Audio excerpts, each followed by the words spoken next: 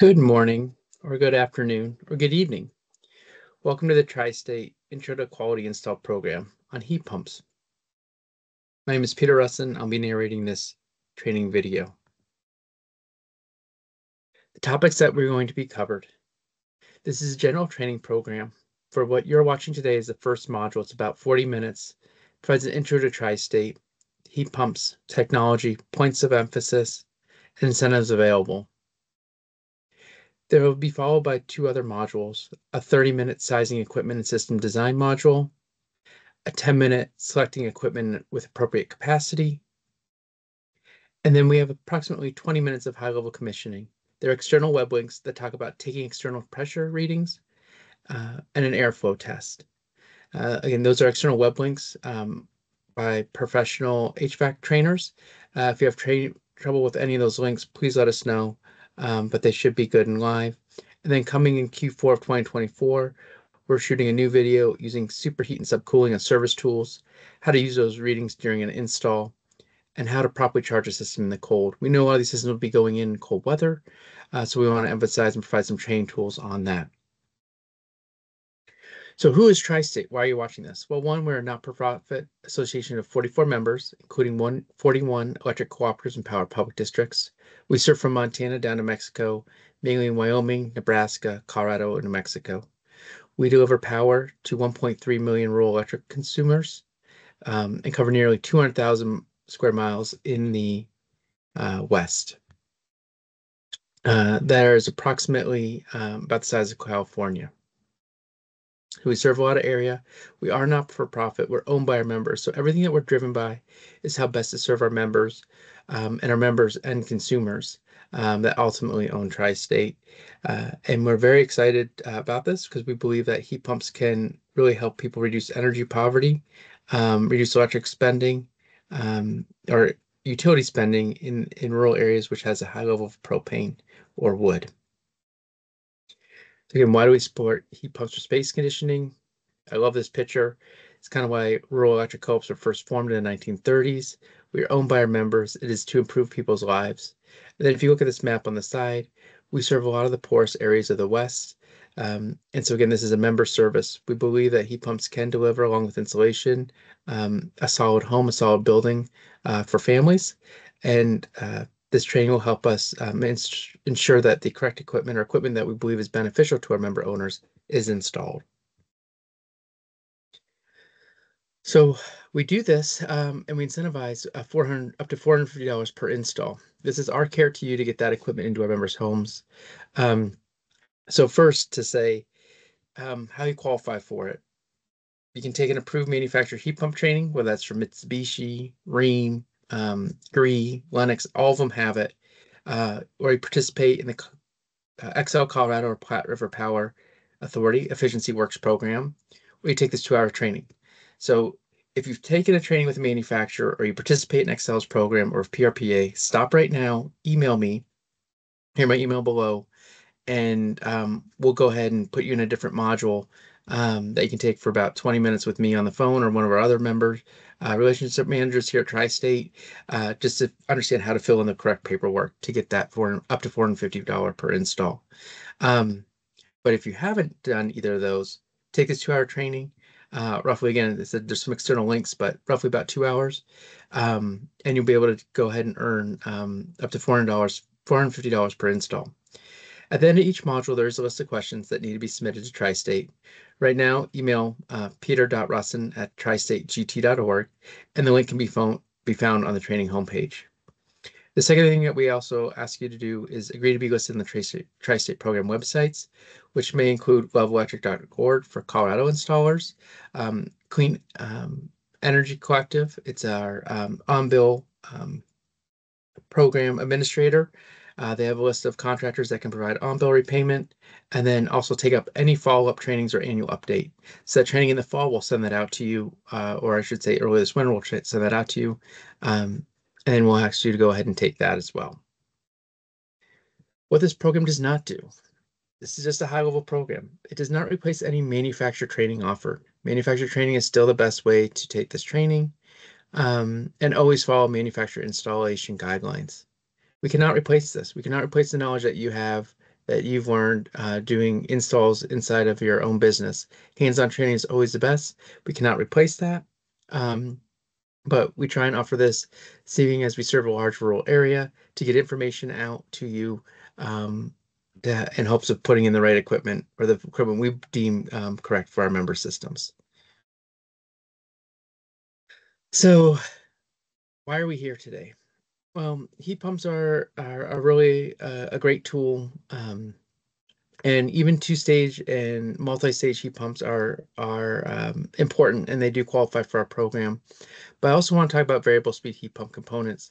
When people really talk about why heat pumps are so efficient, why they work in cold climates, it really is the variable speed heat pump. And so if you think about that two-stage heat pump, that might be a good, again, it's something that we do recommend. But if you really want something that's going to be maximizing comfort and maximize that cold climate performance, it is a cold, um, it is a variable speed heat pump. So what happens? So instead of having a two-stage, right, a two-stage heat pump, or maybe even a three or four-stage heat pump, what happens is expansion valve down here. All of a sudden, in 5/8 of an inch, you can have 400 different positions. You now have, a variable speed fan. You have a condenser unit that now has 150 different speeds. And so you start putting that all together, and all of a sudden, instead of having like a two-stage heat pump, you now have like a 7,000 stage heat pump. So when you go to that wall and you say, I want 70.4 degrees, you can get 70.4 degrees. It is actually amazing. This little expansion valve and the variable speeds have exploded the heat pump technology. And so what has that done? So that key breakthrough is that variable speed inverter technology. Looking at the screen here, you'd notice like this old school heat pump, right? We just figured at 30 degrees, at 25 degrees, it stopped working, and we need electric strip heat, we need a propane furnace, we need some sort of backup. Well, about 2012, really, I mean, really from 2020 or 2002, 2003, inverter heat pumps started coming into the States. But really, it was around 2012 that inverter heat pumps started to take off a little bit in the United States. And you can see down to 20, they're carrying about 100% of their capacity. And then they had this slower decline down to about -10 degrees. Again, anything below this line is what you need to stay warm in a house. Um, and then all of a sudden you get Mitsubishi Hyperheat, um, Carrier products, Infinity Green Speed, that are starting to carry out their capacity, 100% of their capacity down to -5 before dropping off, even -22 now. The slide's a little bit old. And typically our cold climate heat pumps, our ducted systems start to lose about at 5 degrees, start to lose some of that percent of design. They still will work down to -20, but they're carrying less than 50% of their capacity with our ducted systems. That is about to change. Department of Energy has a challenge out there. Many, we have from Lennox, Carrier Ream, York, they all have systems that can carry out 100% heat with ducted systems, but they're going to be expensive. And so we are promoting dual fuel systems. And that's a propane backup or a natural gas backup in homes. We prefer to have that as opposed to electric strip heat, simply because of the strain on the grid. If we had everybody with electric strip heat, that was converting to a heat pump in an ducted situation. So system-wide perspective, this technology isn't new. Again, it's been around. It's actually, I mean, it's basically air conditioner that works in reverse. So we're talking over 100 years, 120 years worth of technology. But it has been new used in heating applications, especially home heating applications. They've worked well in Japan. They've worked well in Europe. They tend to have milder temperatures. And so we conducted a field study from 2018 to 2019 with EPRI, a research group. We demonstrated that they can work in all of our states. They can work up in Gunnison. They can work in our coldest regions. Um, and we also showed that they can compete operating costs of conventional propane. So even if propane was $1.15 a gallon, which it is not, even Nebraska is $1.56, we typically see $2.50 in our mountain communities, if not three or more. Um, so it's cost competitive with propane. It's cost competitive with electricity because it's more efficient than generally strip heat. And that cold climate air source heat pumps provide a viable HVAC option in our four-state service territory. Now, again, cold climate is always variable speed. In some applications, we do recommend a two-stage for people just getting involved in it, or as a first step for our members. But we did learn in the field studies that proper equipment sizing, a good building envelope, and consumer education are important for overall consumer satisfaction. And so that's why we're doing this quality install. So we'll talk about equipment sizing and doing a good install, maybe doing some consumer education post install. The building envelope is tough. Unless you're part of our on-bill repayment program, we have an installation rebate. Um, Typically, we want at least R49 in those ceilings, R60 if we are in our mountain communities. To show you though what happened, again, this was done in 2018, 2019. And so um, the equipment at that time was top of the line. It's down mid-range now. But what it showed is basically at 5 degrees here. This dark line is when the strip heat came on. Yes, I know we said we don't want strip heat for this test. We use strip heat. But at about 5 degrees is when we first need the strip heat to come on and really carry the home. And so what we're looking, even though these really shoot up, you can just look at the hours, 1 hour, 10 hours, 20 hours. This is basically just 4% of the heating hours in climate zone 5. If you're in Gunnison, if you're in Telluride, if you're in Ridgeway, this will probably be more like 90%, cover 90%. You have 10% of your heating hours down here. So we want to solve for this, right? And typically, if you're in a ductless mini split, we don't need to solve for it. But if you're in a ducted situation, we definitely want some sort of backup heat there. And this is just showing a number of hours, like 798 hours, 984 hours, 927 hours.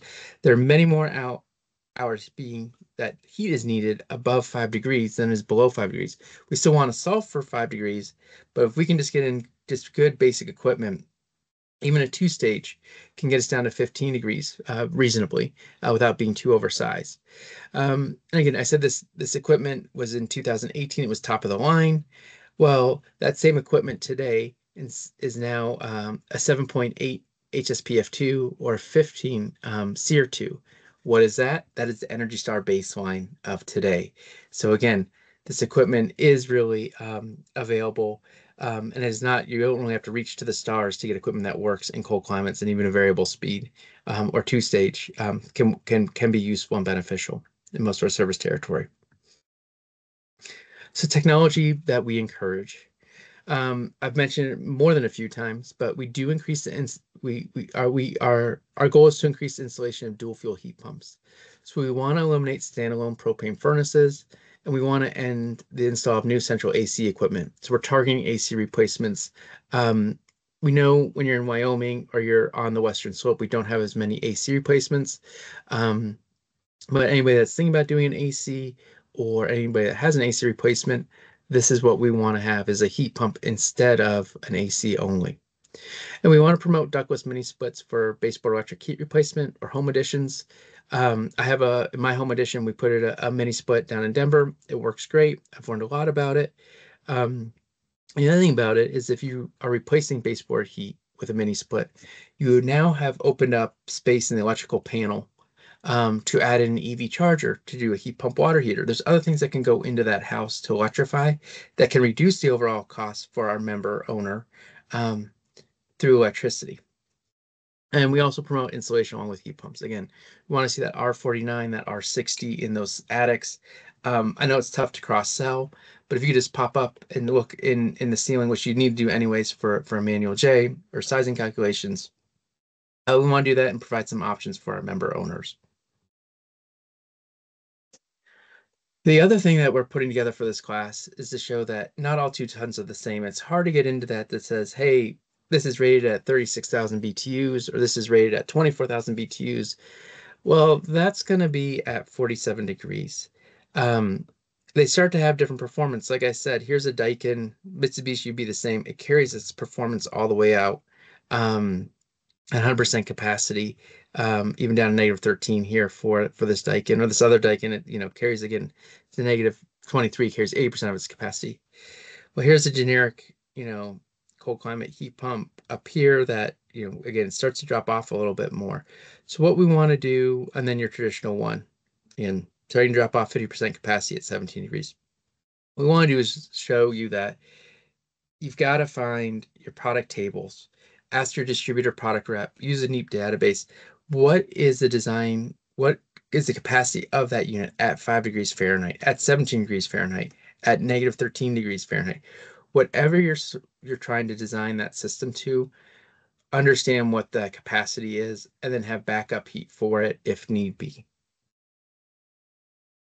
And so the point of emphasis of the program, HSPF2.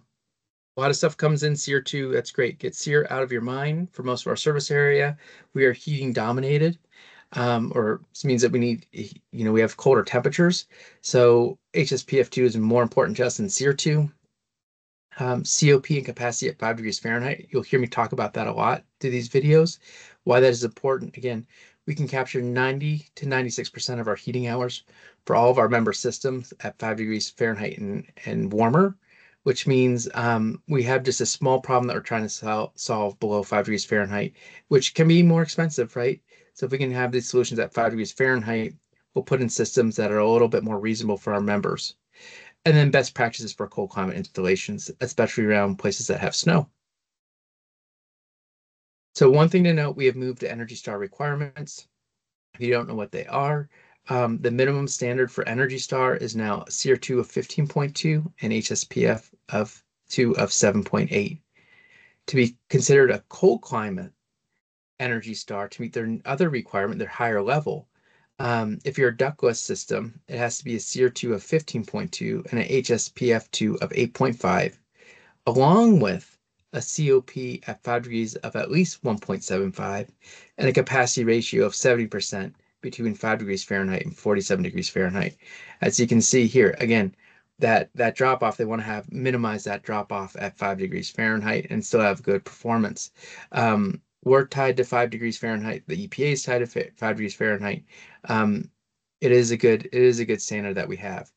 And then a ducted cold climate, again, SEER2 of 15.2, but the HSPF2 can be a little bit lower, 8.1, recognizing that ducted systems are less efficient than a ductless. You have air losses going through the ducts. You have refrigerant that is now not coming right to the end unit. It still has the same coefficient of performance of 1.75 and same capacity ratio. What is COP and HSPF2? Well, for COP, it's basically the energy output divided by the energy input. Electric resistance heat has a COP of 1. So that's a good standard to know that 1 unit of energy going into a electric resistance heat is getting 1 unit of energy out, 1 unit of energy, 1 unit of heat out. A heat pump produces a COP of 3 times as much as electric strip heat. So what does it mean? So for every 1 unit of electricity that goes into these units, we're getting 3 units of heat out instead of 1. So much more efficient. And then HSPF2 is essentially the annual heating BTUs divided by the annual watt hours of electricity. 7.5 is now the minimum HSPF2 of the Department of Energy. Our program requirement starts at 7.8. We've seen systems go up to 15.2 HSPF2, and we imagine that that'll be the trend, that we'll get to 18 HSPF2 in the near future. Our standards will probably come up as well. But where we are even today, we're able to save people money, make them more comfortable in their homes, and that is the goal of this program. So we provide rebates for all sorts of air source heat pump types. Mini splits, a ducted mini split is actually what I have in my house. They have that higher HSPF equipment. They have that higher capacity ratio. Typically, in most areas, you don't need a backup heat in there. I will say, if you're in Gunnison, if you're in Telluride, if you're in Climate Zone 7, or even some areas of Climate Zone 6, and you already have baseboard heat in the home, I would personally leave a couple baseboards around the house just to have them as a backup. And then we also have a centrally ducted air source heat pump. So this is Tim, one of our former general managers at Tri-State. What I'm showing you is just that it looks like an air conditioner, but a really big air conditioner. And why is it really big? Well, one way, they're just transferring heat, right? They're not generating heat. They're not burning anything. So in order to transfer that heat, they need really big coils to grab all the BTUs out of the air. So if you're trying to get, there's BTUs in the air, at negative 50 degrees. You need a really big coil to grab those BTUs, but these coils, so they're bigger, so they can grab the BTUs that are in the air, can compress them down, and then shoot it off into the house. And so with that, they have bigger condensers. So it looks like a really big AC unit. if you haven't seen one, a ducted system like this. Backup options. We do promote all electric solutions, which would be an ETS backup for peak shifting. It's really just really dumb bricks. Um, and they store heat in the off hours, or um, they can help in really cold weather, help supplement the heat pump. It's just a good system. And then heat pump with propane or natural gas backup. And this is what it looks like. Looks pretty similar, right, to a typical installation, because it is just a furnace that's going in a dual fuel situation. Putting a furnace, instead of putting it with an air conditioner, you're putting it with a heat pump. Takes up the same amount of space inside. So outside, yes, you might have this really big equipment, but inside you're still working within the same confines of your typical mechanical room, typical equipment size. So benefits of dual fuel, just at a high level, this is kW or kilowatt consumption on the far side. So with the dual fuel, we can basically cut off at 4 degree at 4 kW. Boom, that's it. That propane or natural gas backup will turn on in our coldest weather. Why is that good? Well, it's good for the member system because at, around 35 degrees, we know natural gas might be more competitive in some areas. It can be down to 17 degrees or 5 degrees parity, but for most of our areas, it's about 30 to 35 degrees is when it's more economical to run on natural gas. Or with propane, it's nice for us to do this because at 5 degrees, even though it's cost competitive against propane all the way through, for the grid itself, at 5 degrees, say we switched it to propane from natural gas, we've just saved all this electricity. And not only that, but if you have electric resistance in the back, all of a sudden we're getting these spikes to a demand of 11 kW, almost 3 times the amount of demand. Again, that's only about 4% of the time. That puts tremendous strain in the local distribution. It's not really, it doesn't really save our members much money. And it's also when power tends to be the highest on the market. Kind of same thing in the summertime, right? When you see all these alerts in the summertime when we have really hot days. In the wintertime, you don't see all those alerts, but that's when power definitely gets more expensive at the coldest temperatures. And that is why we want a dual fuel system in there. It saves us money, which then can be passed down to the consumer since we're member owned. We also provide rebates for air to water heat pumps. Again, there's limited selections here. But we do have Electro Industries has a bring your own condenser. It's sort of a mini heat exchanger here. Either one are fine. They qualify for our highest rebates at $500 a ton. And that's whatever it's rated at, 47 degrees Fahrenheit. So I just mentioned rebates. Again, I talked about air to water is $500 a ton, no minimum ratings. So for that base tier Energy Star, though, that 7.8 HSPF2, we'll do $250 per ton for whole home installations. Partial or home, right? $250 per ton. Our cold climate, again, starts at 8.1 for ducted systems, 8.5 for ductless, and we have to have that 70% capacity at 5 degrees. Again, we've got to see that on the AHI certificate, that is what, or just the label. If you have the label at Cold Climate Energy Star, that's all we need. I know Daikin doesn't do Energy Star ratings. That's okay. They all qualify. We just need the paperwork from Daikin that shows that, and we get $500 per ton for whole homes installs. Again, can be partial, can be whole home. We'll ask for some information on that, but it's $500 per ton. I mentioned the air to water. And the last one is if you have a dual fuel propane system, we give you $500. So if there's a propane furnace in that house, a propane boiler, or there's a propane piece of equipment that's being replaced or being kept in that system, can't be all electric, has to have still propane at the end of the system, we'll give another $500. Again, it's because dual fuel protects the grid, also provides the greatest flexibility for our members. Say propane drops in price, they now have a propane furnace. We've built in resiliency into that home in rural areas. If something happens with power for 2 hours, they still have heat. Again, granted, they probably need some sort of battery backup connected to their blower motor. I get that, but it helps make that conversation much easier if we do have that dual fuel propane furnace in there. So how do you get your 450? One, we want you to fill out this form. We basically give $100 for making sure that the equipment qualifies for the program, that it's 7.8 or above. If you don't provide a heat pump at 7.8, there is no quality install rebate. there is no member consumer rebate either. So that's the first $100. And then we give $250 for filling out this form. So again, you've taken this course, either been certified by Excel Platte River Power, or you have a manufacturer course, and then you provide us the form that you're looking at.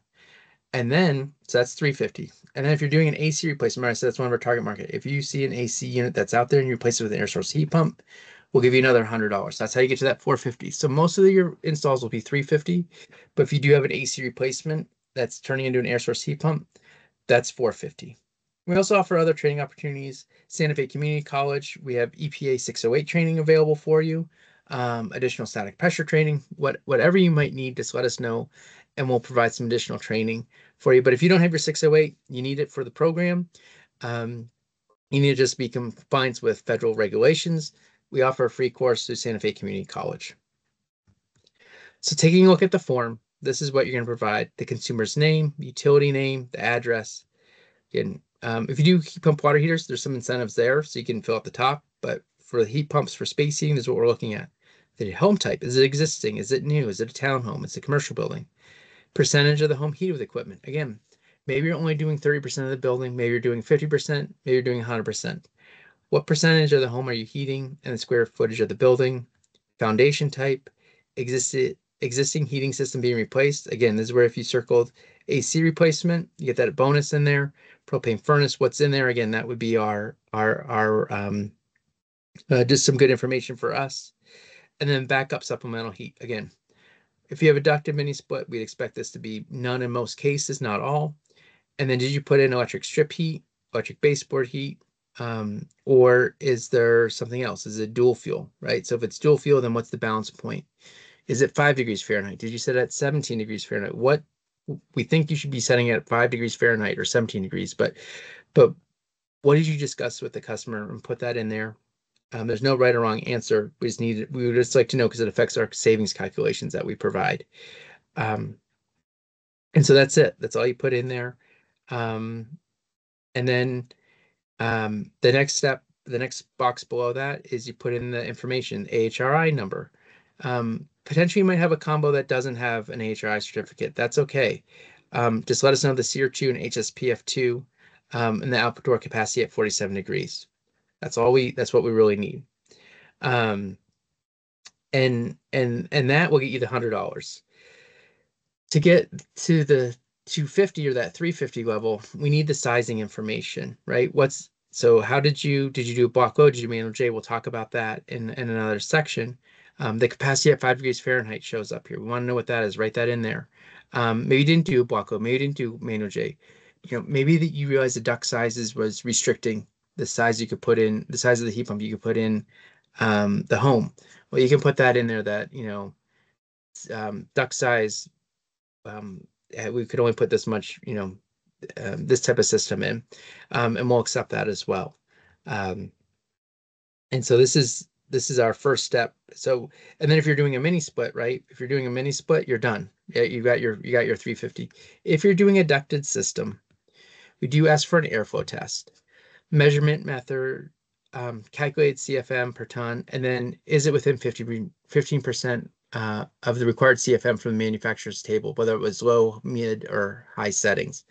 This will make a little bit more sense if you don't know about airflow when you watch the video coming up about how to test for airflow, how to look up, how to use manufacturer guidelines to look up airflow. External static pressure test. Again, we want, this is sort of the blood pressure of the unit.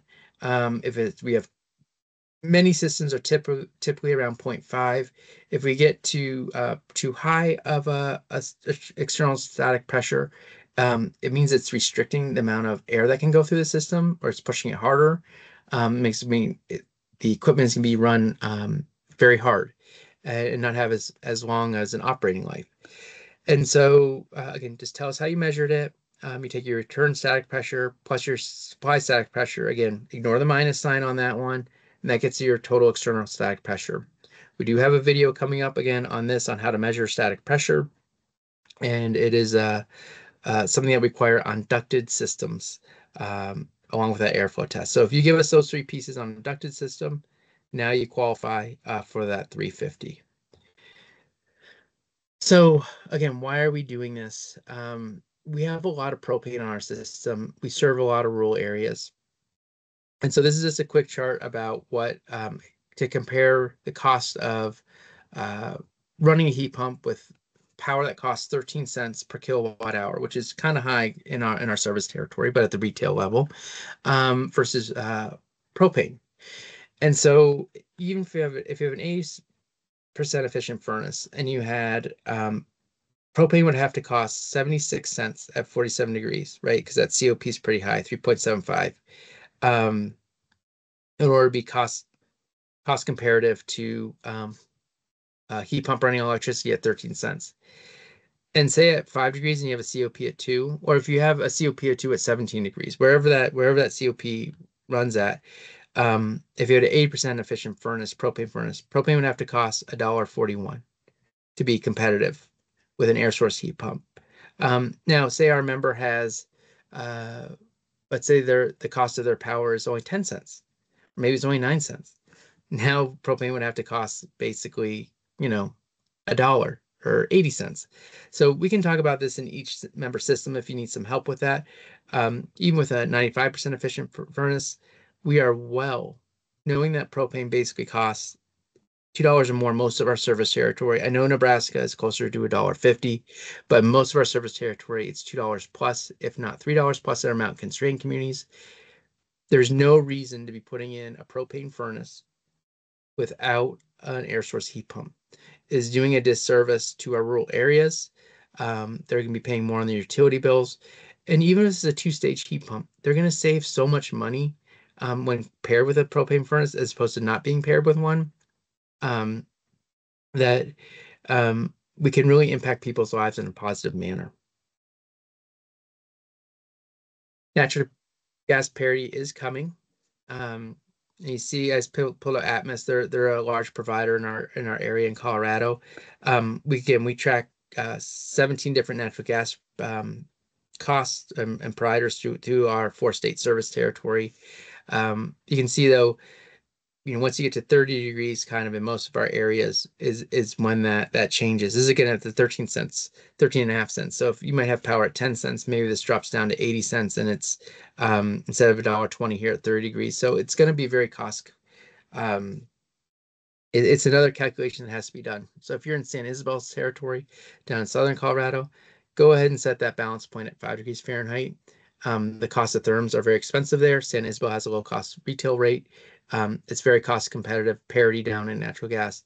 In some other areas, again, we might be setting that balance point at 30, 35 degrees to be cost competitive with natural gas compared to electricity. But it's coming. Parity is definitely coming with natural gas. This chart wouldn't have been here 4 years ago. COP tables, we're going to talk about this, the NEEP listing, where to find them. Again, so if you have them you should have them in your product manuals that you get, the specifications. If not, if you have at least a cold climate or variable speed one, in most cases that are cold climate, you can go to this group called NEEP and you can find these wonderful tables that have COP on it at max or minimum run. This is crazy. This is 5 degrees Fahrenheit, even at the minimum. It has a COP of 5, at worst of 2.23. It's just amazing. And even at 47 degrees, a COP of 7. That is just, 1 unit of electricity in, 7 units of energy out. It's amazing. Some of these, the performance of these units. And, in quotes, I have Daikin 4-ton up here. Again, right? You've got to let us know. You got to look at what that is. What that 4 tons is at 47 degrees, but what is it really? And those different things. This is a really good unit. So I'm not saying this is a bad unit, but this is again saying that this is why we have to be looking at these tables because it's 48,000 BTUs. But at 5 degrees Fahrenheit, it's only rated at 38,000. So maybe you would consider this, say I was living in Fort Collins, or Red Feather Lakes out at one of their areas up in Poudre Valley. I'd probably consider this a 3-ton unit. We'd still rebate it at the 4-ton level, but knowing at 5 degrees Fahrenheit, I'm getting 38,000 is really more typical of a 3-ton unit. One thing I did want to highlight, so not only are we promoting this, we have rebates for it, but the Inflation Reduction Act that passed 2 years ago is the biggest investment in rural electrification since the original act, right? That first picture I showed. Um, heat pumps, heat pump water heaters, 30% of the cost, up to $2,000 tax credit. Electrical panel, right? Some of these systems might need an upgrade, 30% of the cost, up to $600. And then installation, right? We said we want at least R49, R60 in those attics. Our member consumers get 30% of the cost, up to $1,200 covered, and they're stackable in that year. And there's state tax credits. So the state tax credits, both in New Mexico and Colorado, you can see the items listed here on the side. The nice thing about Colorado and Mexico, they've tried to make them transferable because, a lot of low income families, households don't have the tax appetite. And so they can use them both for heat pump water heaters and air source heat pumps. And New Mexico added on installation rebate as well, or tax credit. And so in looking at that, there's some state websites I can point you to. We are not tax advisors. That's sort of our legal disclaimer. But happy to put you in touch with the Colorado Energy Office or MRED down in New Mexico so you can understand those tax credits and sign up to be able to offer them. You do have to sign up to offer them. They are not available just like the federal tax credits in tax season. You do have to sign up with either in Colorado or New Mexico to offer those tax credits. The propane opportunity. Again, I mentioned this in terms of why we're promoting it, the propane. Most of our service territory has at least 40% of their members on propane, if not in some counties up to 70% or more. Again, showing those slides at the top, we are more than cost competitive, more than cost parity with propane. This is why we're looking. This is what will help us reduce utility spend for our member systems. Yes, their electric bill might go up a little bit, but their propane bill will drop considerably. Instead of having a couple month fill-ups, maybe they can do one at the beginning of the season. And that is what will help them really reduce their energy spend. So if you have questions about where you are and what this looks like in any of these areas, again, please let us know. We're happy to help. So this isn't just in a vacuum, right? So how are we getting consumers to act? So, one thing that we're working on is, yes, making sure that you guys understand the equipment that we want in those homes. We are marketing to our end consumers. We provide the contractor incentive. We have a distributor incentive that's being rolled out. So you get your supplies at Win Air or Johnston Supply, there's a rebate on that equipment. We have the on-bill repayment program that is starting up. And so we're trying to train contractors, ensure the equipment's available, and then offer funding project. So we're putting all this, it's a multi-stream approach. So you might have a distributor that has the equipment, you might have a consumer or customer that's asking for it. So we're trying to hit all across the channels to get people to understand that heat pumps do work in cold climates. They do save you money in cold climates, and we have contractors available to install the equipment. I had this slide up earlier. It is sitting again, not all 2 tons are the same. We're going to go over this, but again, this is what our program is emphasizing, where on the spectrum we are, how do we get that good equipment in, and equipment that performs at that 5 degrees Fahrenheit. Please look at it. You can see this. You'll see this again later. I can't help but put this up enough because I think it's a good representation of why you need to look at product manuals, why you need to talk to your distributor. Not all heat pumps are the same. Points of emphasis, product selection at 5 degrees Fahrenheit. So we're going to talk about this in the next module, but to give you a heads up, manufacturers have specific tools, Mitsubishi, Fujitsu, Daikin, they all have really great design tools. If you don't have that, we have some good sizing tools available. HVAC sizing tool, CoolCalc is one that I like to use. Again, we're going to go over that. Sizing and selection guides for heat pumps. NEEP and NEIA, they're 2 nonprofits. They put out some good resources on how to size a heat pump in cold climates. And then the NEEP cold climate air source heat pump list that had that one table that I had. You'll have access to all this information, sort of prepping it for you. These are all good resources. They're just resources. There's lots of resources out there that you can pull from. We're not the end all be all, and we're just trying to get good information in your hands. We know you guys are doing good work in the field. You guys might know all this already, but again, just trying to give you guys as many tools as you can Or maybe even we'll send consumers to the sizing recommendations. Hey, I chose this because of this. Here's this guide. Maybe give you some backup as you talk to them. The NEPA is a wealth of information. Again, we're gonna go over this a little bit, but just so you can see, they have, and not only is it a wealth of information, but it comes in variety. So I'm more visual. So I'd be looking at the space heating capacity load based on my location. You might be more Excel based. Oh, it kind of went through. So you'd be looking at this type of chart, and then you have this high level to look at different comparison. So the information comes in a lot of different places. It's a really easy site to use. Again, it's Neep. We'll send you the link to the website. And all these are cold climate heat pumps on this list. So if you have a two-stage heat pump, it won't show up on those, unfortunately. But if you are doing a variable speed capacity, um, or a cold climate mini split or ducted system, it's going to show up on this website. So points of emphasis, again, basic stuff. You guys probably already do this, but when we look at projects, we want to see that line sets are properly insulated. The envelope, when you break into the envelope of the home, that you've gone ahead and sealed it. So on the left-hand side, but not to do right-hand side, what we want you to do. This becomes more important with on-bill repayment, but for now, this is just good best practices to do. Placement is key, right? Don't put it on the ground, especially if you're in Gunnison where you have lots of snow. And don't put it on a walkway where you're going to have some condensation or some defrost cycle that goes that all of a sudden is on a sidewalk that someone's going to walk through and slip. Put units up on brackets attached to the foundation walls, put them up on stands. Look where you're placing these in around the house. Typically in Colorado or New Mexico, Wyoming, we want them on the south side where they're getting lots of sun in the wintertime. Wyoming, we also put it on the southeast side. So you get that sun, you get some wind production, a little bit of both. And just want them up out of the snow as well, if not covered. So you will see here on this next slide, again, we don't want to see snow-covered heat pumps. These are not very efficient. They're probably still working, but they're not very efficient. So go ahead, put them on a snow cover here, put them up on a stand. What is the snow level for the area? Is it 3 feet? Is it 4 feet? Is it 2 feet? You know your areas better than we do, but we want to be able to be protected from the snow. Lastly, we've got some intro module questions here. These are all also available in the PDF at the start. So what you're going to do, you're going to answer these questions. What temperature is the point of emphasis for the program? I think you probably know what this one is.